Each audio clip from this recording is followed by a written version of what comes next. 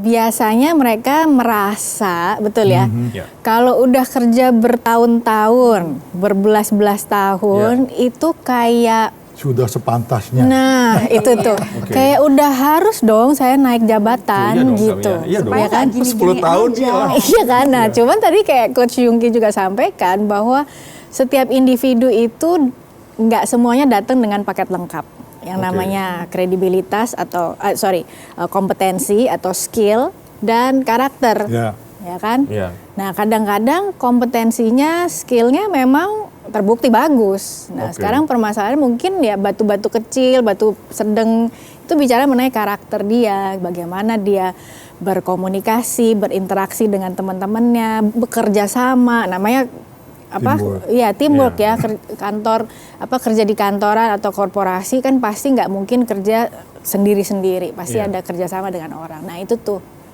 Jadi kadang-kadang pertanyaannya yaitu kenapa kok saya masih gini-gini aja gitu ya. Kadang-kadang kalau saya training ada yang di satu posisi udah ditanya berapa tahun, 25 tahun, astaga itu kayak gimana rasanya gitu ya. Tapi ini ada yang menarik juga.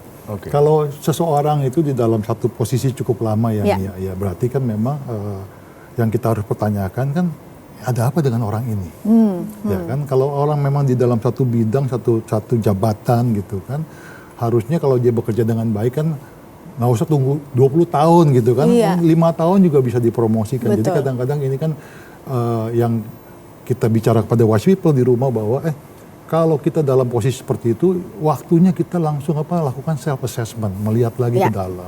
What's wrong with us? Ya, karena kan bilang, wah saya nggak naik pangkat, nggak naik jabatan, tapi sadar nggak sih di luar sana tetangga-tetangganya jauh lebih baik dari dia, makanya dia nggak naik pangkat, begitu nggak kira-kira? Iya, betul. Gitu. Jadi kan banyak faktor sebenarnya kalau kita bicara mengenai kenaikan jabatan atau pangkat atau apalah istilahnya promosi gitu ya.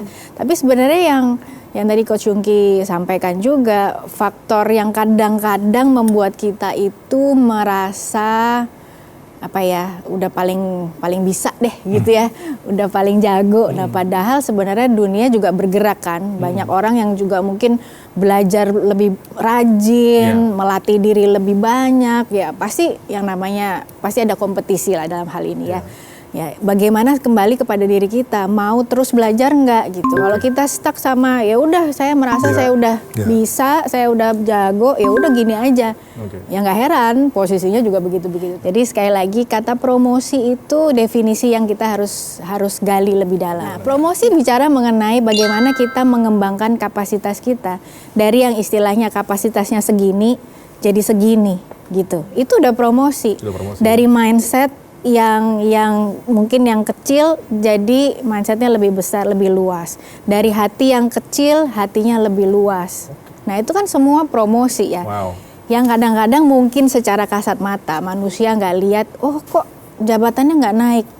Ya nggak apa-apa, itu nanti bonus ya, itu Tuhan yang kasih gitu. Tapi saya yakin kayak Coach Yungki juga sampaikan bahwa Tuhan nggak diem kok gitu ya. Tuhan istilahnya nggak tidur, nggak lihat, nggak menghargai apa yang sudah kita lakukan, asalkan yang kita lakukan sepenuh hati, segenap hati dan segenap kekuatan.